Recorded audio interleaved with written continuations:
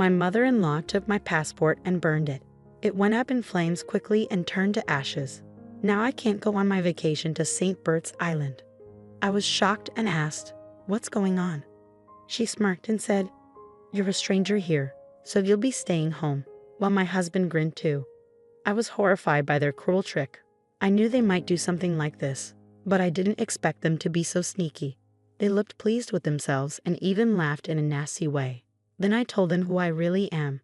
My name is Tyra, I'm 29, and I study linguistics at university. Since graduating, I've been learning about different languages and cultures and sharing what I know. My organization sends me on trips abroad, and when that happens, I'm gone for a few months. When I first started this job, I thought marriage wasn't something I'd ever do. But when I went back to my home country at 26, I met Corey, who eventually became my husband. Because of my job, I only see him for a few months at a time before I had to travel again. We stayed in touch with phone calls and emails while I was away. 2 years later, at 28, we got married. Even after our wedding, I continued to spend half the year working abroad, so we were apart a lot. I'm thankful he chose to marry me despite this. Today, I'm heading home from the airport. It's the first time I'll see my husband in 5 months. I should be tired, but I'm excited and walking quickly. When I got home, Corey wasn't there yet, so I started tidying up. I always tell him to keep the place clean, but it's a bit messy. Normally, this would upset me, but today I'm willing to overlook it because I'm just happy to see him. While I'm cooking, I hear the front door open. Corey walks in, and I rush to greet him. "Corey, welcome home. It's so good to see you." "Oh, hi, Tyra. You're back. Is that all you can say? We haven't seen each other in 5 months." "Well, we've been living like this for a while, so I'm used to it." "What? Can't you at least say you missed me?" "Oh, what? I'm tired. Anyway, is dinner ready?" "Yeah, I just finished cooking. Let's eat." Eating with my husband after so many months feels like the best meal ever.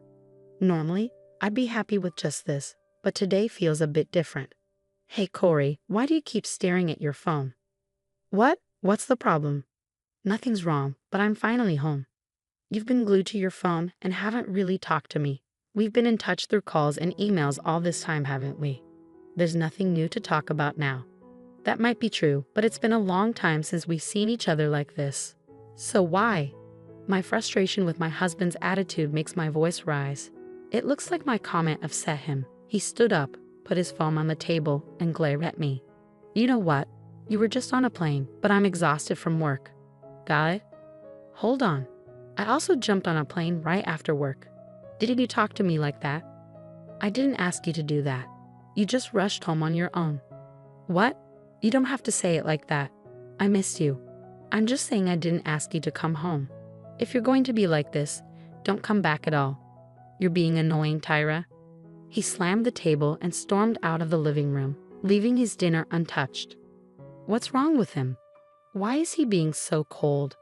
I haven't seen him in a long time. Was I the only one excited to see him? What's the point of coming home early if it's like this? Tears fell from my eyes and onto the table. Our reunion was even more disappointing than I had feared. The next day, his attitude didn't improve. When I greeted him with a good morning, he looked at me coldly. "I envy you," he said. "You get to relax at home all the time while I'm stuck working." "That's not true," I replied. "I have a lot of work to do, like summarizing our activities and preparing for the next training session. It's a lot of work, more than you think.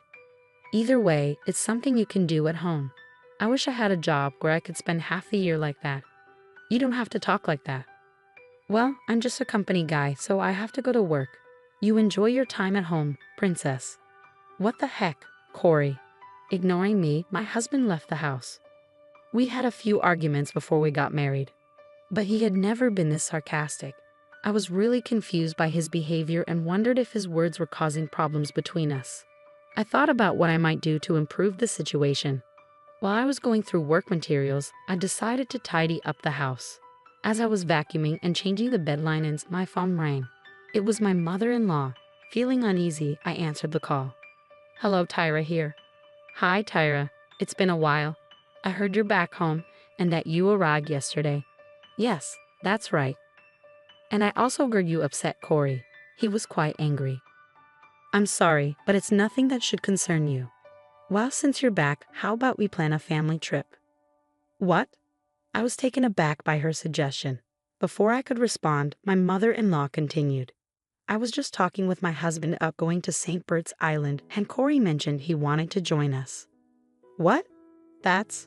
So Tyra, you're used to traveling abroad, right? Could you help us with hotel reservations and other arrangements? Me. Or are you having trouble understanding what your mother-in-law is asking you to do? Her voice grew colder. It was clear she didn't really want to travel with me. She just thought it would be easier for her since I'm experienced with travel. I knew my mother-in-law didn't have a high opinion of me. She'd been sarcastic ever since we first met at the wedding reception. Even after 2 years of marriage, things hadn't changed. I often received messages from her while I was working abroad. How can you be a wife and stay away from home for months? If you don't take care of the house, I'd rather my son marry someone else. It was a mistake to let him marry you. That's the kind of text I used to get from her. So I had a bad feeling about this call. I never imagined I'd be used for planning a family vacation. But maybe it's better than the usual verbal abuse. I was frustrated with myself for not being able to say no, even though I knew I was being used. A few hours later, my husband came home from work in a much better mood than earlier. He tossed his briefcase on the sofa and, smiling widely, called out to me. Mom called, didn't she? We can go on a trip to St. Bert's. Yeah, I heard. But you know what? What? You're not thinking of turning it down, are you? Mom wants you to come with us, I understand, but why don't you just go with your mom and dad like you originally planned? As soon as I said that, my husband's demeanor changed. He clicked his tongue and his tone became more threatening. You need to understand your role here. The only time you're useful to us is when we're traveling. You don't have to speak like that. It's true, isn't it? Anyway, you'll handle all the flight and hotel bookings. And everything should be in my name, as you probably know. What, Corey? You're going to pay for the whole trip. What are you talking about? We'll split the cost 50-50ths. It's a small price to pay to show respect to our parents. What is that supposed to mean? If you've got time to lounge around at home, make the reservations now. This isn't right. I don't want to. What are you mumbling about? My husband grabbed a beer from the fridge and drank it in one gulp. I had a lot on my mind, but I wasn't sure what might happen if I resisted. I felt embarrassed, but I had no choice but to do what my husband and mother-in-law wanted. I made all the arrangements for the flights and accommodations for the trip to St. Bert's, just as my husband had ordered. On the day of the trip, I was set to pick them up at my in-laws' house and head straight to the airport. A few days before the trip, I couldn't sleep. In the middle of the night, I noticed my husband, who was supposed to be next to me, wasn't there. I went to the living room and heard him talking on the phone with someone. Oh, it's okay. It's all okay, Mom. I'll be there first thing in the morning as planned. Mom, please handle the passport issue anyway. Seriously, I'm looking forward to it. I'll make sure to introduce her to you when I get back. I was puzzled by some of what he said. Passport, introducing her. Since he called her Mom, I was pretty sure he was talking to my mother-in-law. It seemed like there was something going on between them that I didn't know about. In the first place, it didn't sit right with me that he wanted me to go on this trip. What could they be planning if I went to my in-laws' house? I didn't have all the details, but I decided to stay extremely cautious until the day of the trip. The day of our trip to St. Bert's finally arrived. I packed my carry-on and handbag, which included my husband's things as well. With everything ready, my husband and I headed to my in-laws' house. I braced myself for whatever was coming, knowing I had to deal with it.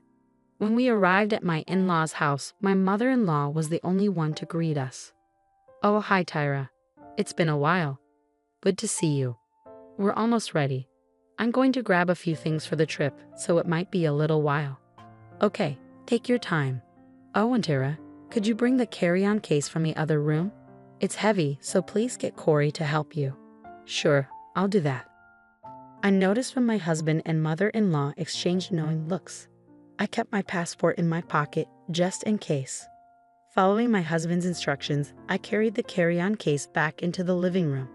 There was my mother-in-law, smiling with a hint of mischief. She was holding my passport and grinning. Now you can't go on the trip to St. Bert's, she said. What do you mean? I'm going to burn this passport right now. What did you just say? I was just using you to handle the trip arrangements. What are you doing? You're a stranger here, so you'll be staying behind. Too bad. She went to the kitchen, lit the passport with a lighter, and watched it burn. The passport started to turn to black ashes in the sink. Once it was completely destroyed, she said, "We did it." My husband cheered. "Yeah, Mom, we made it." "No," I said. "It's just the three of us on this trip. We'll get to meet Corey's new girlfriend when we get back, right?" "Yeah, I've already set that up," my mother-in-law replied. "We don't need this useless woman anymore," my father-in-law said. "You know when something isn't working." He pulled out his cell phone and showed me pictures of himself with another woman, looking pleased with himself. "I'm not divorcing you for the sake of my reputation, but you'll be staying here while we go on our trip. When we get back, I'll move in with her, and you can leave." My mother-in-law laughed mockingly at his words. Their expressions were full of malice. At that moment, I knew I didn't belong in a family like this anymore. I forced a smile and said, "By the way, whose passport is that?" "What are you talking about?" "It's yours, of course." "I took it out of your handbag, so it's your passport." "My passport is right here," I said, holding it up. "What? Why? It can't be." I pulled my passport from my pocket and showed it to her. My mother-in-law's face went pale as she stared at me in panic. "That's not possible," she said, her voice trembling. "Yes, it's my passport. See for yourself." It seemed that my mother-in-law had snuck into my handbag and mistakenly thought she'd have found my passport. How could she have burned it without checking properly, especially with her malicious plans? "Whose passport did I burn then?" she asked, her voice quivering. "I guess it was your son's passport that was in there." "So you burned my son's passport?" she asked, horrified. My mother-in-law turned white and began to tremble. My husband, furious, started blaming her. "Mom, what have you done? I told you to be careful. I only found one passport in her handbag. Who would have thought it belonged to me? I don't care. You didn't check properly, and now look what happened. You're saying it's my fault? If you had checked from the start, I wouldn't have made this mistake. What the hell?" Before long, they were blaming each other. I was furious and disgusted by their behavior. "Hey, Tyra, do something." My husband yelled at me, but I was not about to back down. "Seriously, who do you think you are? Telling you what to do. You cheated on me behind my back. How dare you? Both you and your mother are despicable." "Hey, who do you think you're talking to?" "I'm talking to you and your awful mother. Don't think I'm just going to let this slide. You're going to pay me back for the affair and all the nasty things your mother has said to me. Be ready." Just then, my father-in-law came downstairs. "What's going on? What are you doing?" When I told my father-in-law everything, he was furious. The trip was canceled, my mother-in-law got a divorce, and my husband was disowned by his father and banned from coming home. I consulted a lawyer, and we finalized the divorce. I also demanded alimony from both my ex-husband and ex-mother-in-law. They had to pay the alimony in one lump sum and cover the cost of canceling the trip to St. Bert's. Since they didn't save any money, they had to borrow to cover the alimony. In the end, they managed to repay everything by borrowing funds. Now my ex-husband lives with his mother and it looks like they are struggling financially. He was also dumped by the woman he had an affair with.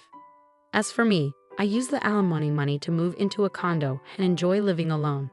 After all the cheating and mistreatment, I went through many difficulties, but now I'm free and loving life.